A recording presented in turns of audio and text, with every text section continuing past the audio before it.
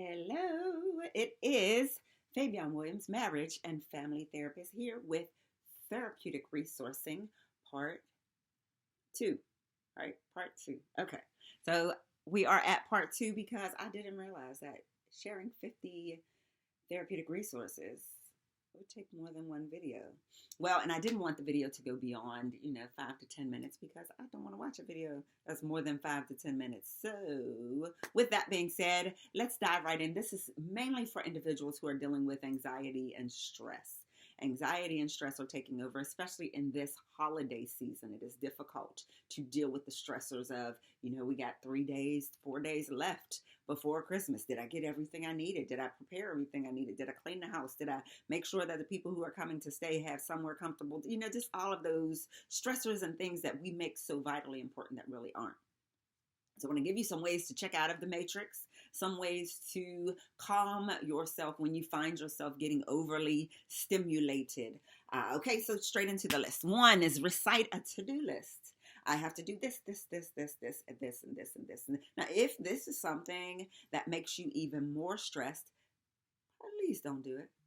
But if it's something that can kind of take you off of that stress roller coaster, take the time to recite that to-do list because it takes you out of the stressors of your day, and it also can organize your life so that it doesn't feel so overwhelming when you think about, oh my God, I got to do so much stuff, when in essence, your list might be only 5 things really. All right, another thing, focus on an object. So if you're looking at an object in your space, it takes you away from the stress and anxiety for a minute because you got to focus on the object. I'm looking at a green plant. It has nice, wide, and what would you call them, oblong leaves.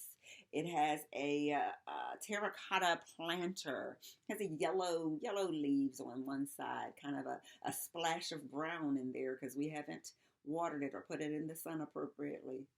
Anyway, focusing on an object and actually getting down to the details of that object allow you to leave that stress and anxiety for a moment. Rubbing your palms together takes you away from the stressors, allows you to feel something different. Eventually your palms are going to warm up, and so you're going to feel that sensation.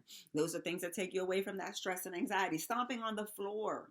Sometimes we do that. We know when we have those ants on our feet, when our feet are falling asleep, if you're sitting somewhere too long, sometimes in certain places where you don't move a lot, your feet fall asleep. So you want to stomp on the floor to kind of bring them back, but it also grounds you. Putting your feet on the ground and making contact with something kind of wakes you up, snaps you out of whatever you're stressing about. This one is good for this season, especially for people up north.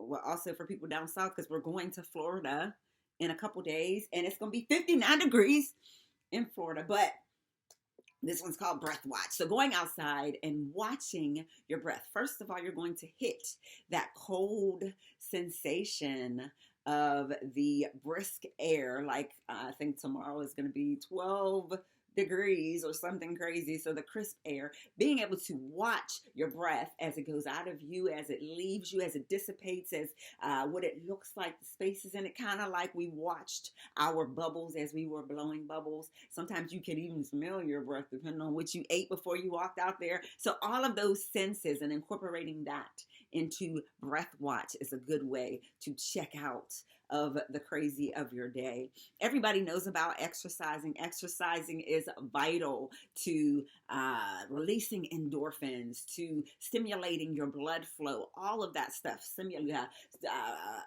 regulating your systems, raising and decreasing your heart rate, those things. Remember we did those, was it HIIT? No, it wasn't HIIT. I forget the name of it, but anyway, it was different kind of workouts that made you go up and down, up and down, up and down. So you took your body through a plethora of experiences so that you stimulated everything. And that is wise to take you out of the stressors of your day because it releases so much pain, stress, and anxiety. Yes, it induces some as well, especially if you haven't moved it in a while, but that too shall pass once you get used to it. Another thing is a bath or a shower. I'm a bath girl. Some people are not. So those that aren't, if you are a shower person, so I'm a bath girl because we can have bath bombs, we can have candles, we can do all of the extensive aromatherapy thing, which is also on this list because aromatherapy is great for stimulating everything inside and outside of you. But I learned about these shower bombs.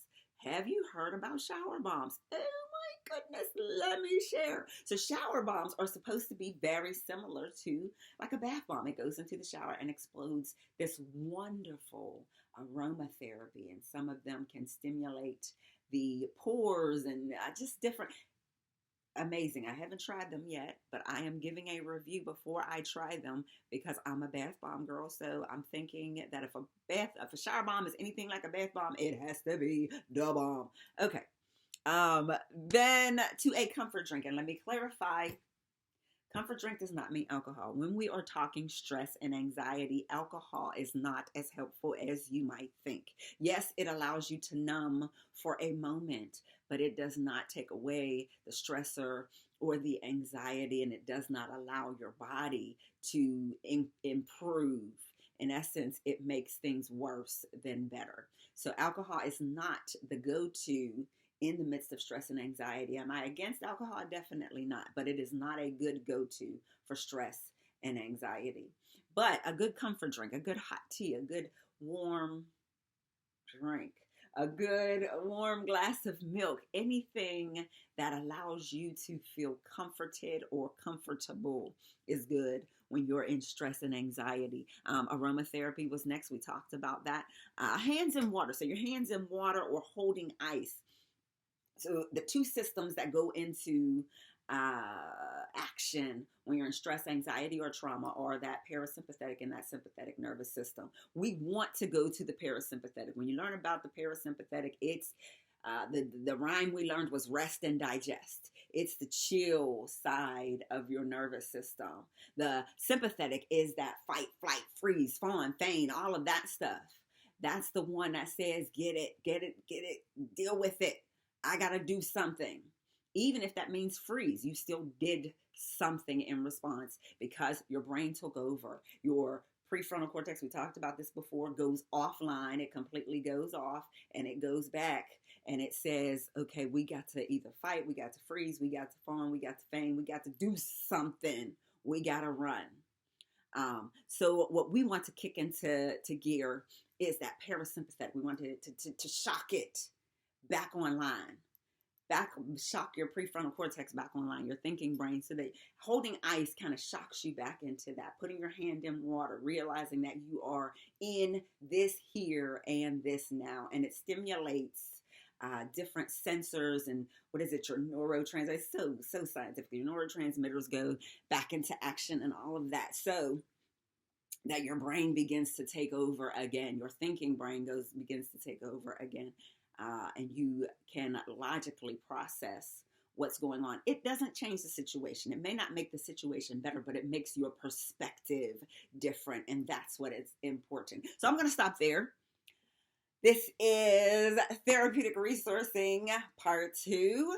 I did not realize we would go into a Part 3, but we will, because I don't want to make a video that is too long. So thank you for listening. Thank you for putting up with me and my wild antics as far as therapeutic processing and resourcing goes, but this is the passion. So again, I'm Fabian Williams, marriage and family therapist. I can be reached at lifeanew.com. That is life, LIFEANU.com. And I just pray that you have a wonderful Merry Christmas and happy holiday season, and just be blessed.